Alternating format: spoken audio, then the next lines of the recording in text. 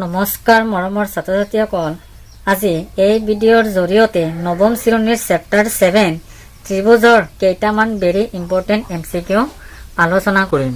1 number কুৱেশ্যনটো চোৱা, ত্ৰিভুজৰ তিনিটা কোণৰ যোগফল, আৰু তোমালোকে জানাই ত্ৰিভুজৰ তিনিটা কোণৰ যোগফল হ'ব 180 ডিগ্ৰী। আৰু এই কুৱেশ্যনটো তোমালোকৰ এনেকুৱা ধৰণৰ আহিব পাৰে যে ত্ৰিভুজৰ তিনিটা কোণৰ সমষ্টি হ'ব, এনেকুৱা ধৰণৰ আহিব, আনসাৰ হ'ব 180 ডিগ্ৰী। তাৰপিছত 2 নম্বৰ কুৱেশ্যনটো চোৱা, যদি ABC এটা সমবাহু ত্ৰিভুজ তেন্তে প্ৰতিটো কোণৰ মাপ, আৰু সমবাহু ত্ৰিভুজৰ প্ৰতিটো কোণৰ মাপ হৈছে 60 ডিগ্ৰী। ধৰি লোৱা ইয়াতে এখন ত্ৰিভুজ, ইয়াতে 60 ডিগ্ৰী, ইয়াতে 60 ডিগ্ৰী, ইয়াতে 60 ডিগ্ৰী। ত্ৰিভুজৰ তিনিটা কোণৰ সমষ্টি কিমান হ'ব? 180 ডিগ্ৰী। তেন্তে অপশ্যন হ'ব ডি নম্বৰটো। তাৰপিছত 3 নম্বৰ কুৱেশ্যনটো চোৱা, এটা সমকোণী ত্ৰিভুজৰ দীৰ্ঘতম বাহুডাল হ'ল, এ নম্বৰটো হৈছে লম্ব, বি নম্বৰটো হৈছে অতিভুজ, চি নম্বৰটো হৈছে ভূমি, আৰু ডি হৈছে ওপৰৰ এটাও নহয়। এইটো ধৰি লোৱা এটা সমকোণী ত্ৰিভুজ, এই বাহুডালৰ নাম হৈছে অতিভুজ বুলি কোৱা হয়। তেন্তে অপশ্যন হ'ব বি নম্বৰটো। পৰৱৰ্তী কুৱেশ্যনটো চোৱা, 4 নম্বৰটো সমবাহু ত্ৰিভুজৰ প্ৰতিটো কোণৰ মান। যদি তোমাক এনেকুৱা ধৰণৰ খালী ঠাই যদি পূৰ কৰা যদি আহে, সমবাহু ত্ৰিভুজৰ প্ৰতিটো কোণৰ মান, মই ইয়াৰ আগত বুজালো যে সমবাহু ত্ৰিভুজৰ প্ৰতিটো কোণৰ মান হৈছে 60 ডিগ্ৰী। তাৰপিছত 5 নম্বৰ কুৱেশ্যনটো চোৱা, এটা ত্ৰিভুজৰ সমান বাহুৰ বিপৰীত কোণবোৰ সদায় সমান হ'ব, অপশ্যন এ নম্বৰটো। তাৰপিছত 6 নম্বৰ কুৱেশ্যনটো চোৱা, এটা ত্ৰিভুজৰ তিনিওটা কোণৰ সমষ্টি, খালী ঠাই পূৰ কৰা। যদি এনেকুৱা ধৰণৰ কুৱেশ্যন আহে যে এটা ত্ৰিভুজৰ তিনিওটা কোণৰ সমষ্টি কিমান হ'ব? 180 ডিগ্ৰী। তাৰপিছত কুৱেশ্যন নম্বৰ 7 চোৱা, ত্ৰিভুজ ABC, AB equal to AC আৰু angle B equal to 65 degree, angle এৰ মান হ'ব, ইয়াতে চোৱা, ইয়াতে মই এটা ত্ৰিভুজ লৈছো, AB আৰু AC হৈছে সমান। যদি AB আৰু AC বাহু দুটা যদি সমান হয় তেন্তে সমদ্বিবাহু ত্ৰিভুজ। এংগুল বিৰ মান হৈছে 65 ডিগ্ৰী, আৰু সমদ্বিবাহু ত্ৰিভুজৰ দুটা কোণৰ মান সদায় সমান হয়। ইয়াত যদি 65 ডিগ্ৰী হৈছে তেন্তে ইয়াতো কিমান হ'ব? 65 ডিগ্ৰী হ'ব। তাৰপিছত এংগুল এৰ মান তেন্তে কিমান হ'ব? তুমি এনে উলিয়াব পাৰিবা, মুখে মুখে উলিয়াব পাৰিবা। তেন্তে আমি জানো যে ত্ৰিভুজৰ তিনিটা কোণৰ সমষ্টি হৈছে 180 ডিগ্ৰী।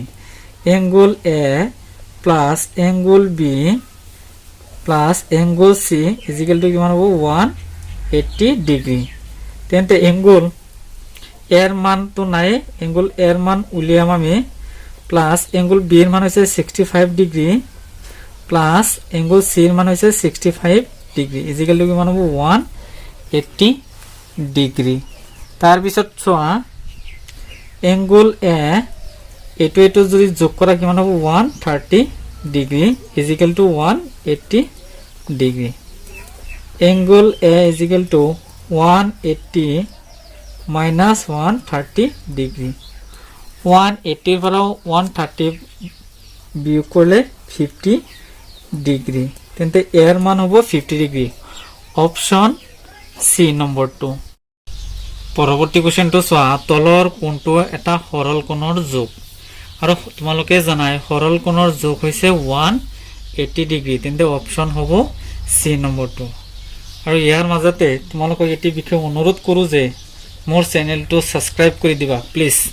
আৰু 9 নম্বৰ কুৱেশ্যনটো চোৱা, যদি এটা সমকোণী ত্ৰিভুজৰ এটা সূক্ষ্মকোণ 50 ডিগ্ৰী হয় তেন্তে আনটো হ'ব। আৰু এটা সমকোণী ত্ৰিভুজ, ধৰি লওক ইয়াতে মই এখন সমকোণী ত্ৰিভুজ আঁকিলোঁ, আৰু সমকোণী ত্ৰিভুজৰ এই কোণটোৰ মান হৈছে তোমালোকে জানাই 90 ডিগ্ৰী। তাৰে ভিতৰত এটা সূক্ষ্মকোণ হৈছে 50 ডিগ্ৰী। ধৰি লওক ইয়াতে মই এটা 50 ডিগ্ৰী দিছোঁ। তেন্তে আমি জানো যে ত্ৰিভুজৰ তিনিটা কোণৰ সমষ্টি হৈছে 180 ডিগ্ৰী। এটা কোণ 90 ডিগ্ৰী আৰু এটা হ'ল 50 ডিগ্ৰী। তেন্তে এইটো কিমান হ'ব? এইটো তোমালোকে মুখে মুখে উলিয়াব পাৰিবা, আৰু নহ'লে মই এনেকৈ ওলাই দিছোঁ। ধৰি লওক এইটো হৈছে এক্স, তেন্তে এক্স প্লাছ 90 প্লাছ 50, ত্ৰিভুজৰ তিনিটা কোণৰ সমষ্টি হৈছে 180 ডিগ্ৰী। তেন্তে x প্লাস 90 লগত এটো যদি তুমি প্লাস কৰি দিয়া তেন্তে কিমান হ'ব 140 ডিগ্ৰী ইজিক্যাল টু কিমান হ'ব 180 ডিগ্ৰী ইয়াৰ পৰা তুমি যেতে x উলিয়াবা x ৰ মান x ৰ পিছত এটা ইকুৱেল চিন দিব লাগিব ইকুৱেলৰ পিছত কিমান আছে 180 ডিগ্ৰী 180 ডিগ্ৰী তো লিখিলো আৰু এই মাজৰ সংখ্যাটো একেবাৰে শেষত যাব যদি ইয়াৰ আগত যদি প্লাস থাকে ইয়াতে কি লিখিব লাগিব মাইনাস লিখিব লাগিব 140 ডিগ্ৰী তেন্তে 180 ৰ পৰা 140 বাদ দিলে কিমান হ'ব 40 ডিগ্ৰী তেন্তে x ৰ মান হল 40 ডিগ্ৰী তেন্তে অপচন হৈছে বি নম্বৰটো 40 ডিগ্ৰী 10 নম্বৰ কোশ্চেনটো চোৱা ত্ৰিভুজ এ বি সি ৰ এংগল ইকুৱেল টু 90 ডিগ্ৰী হলে ত্ৰিভুজৰ বৃহত্তম বাহু কোনডাল এতিয়া ধৰিলা এংগল এ যদি 90 ডিগ্ৰী নিশ্চয়টো সমকোণী ত্ৰিভুজ এই ধৰিলা ইয়াতে মই এখন সমকোণী ত্ৰিভুজ আঁকিলো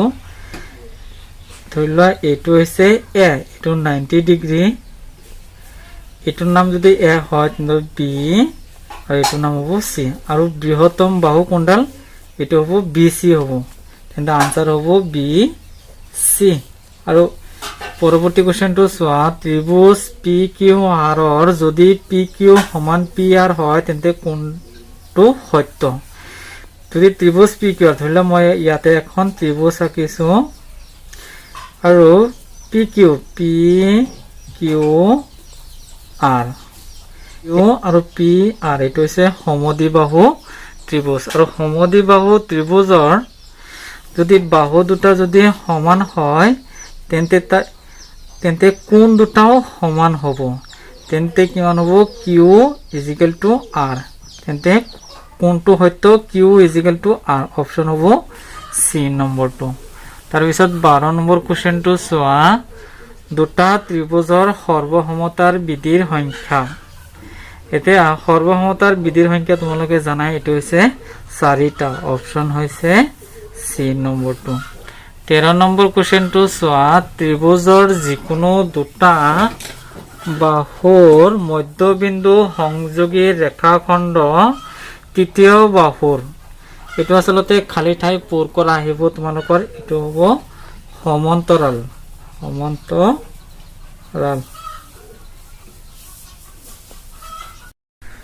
Question number 14 তলৰ কোনটো দুটা ত্ৰিভুজৰ সৰ্বসমতাৰ বিধি নহয় এতিয়া কথা হল ত্ৰিভুজৰ সৰ্বসমতাৰ বিধিৰ সংখ্যা হৈছে 4টা ধৰি লোৱা এনেকুৱা ইয়াতে মই লিখিলো এস এ এস আৰু এটা হৈছে এ এস এ আৰু এটা হৈছে এস এস এস আৰু এটা হৈছে আৰ এস এস এতিয়া এস এ এস মানে হৈছে বাহু কোণ বাহু আৰু ইয়াতে কোশ্চেন কৈছে কোনটো সৰ্বসমতাৰ বিধি নহয় তেন্তে এস এ এস এটো ইয়াতে সি নম্বৰ অপচনত আছে এ এস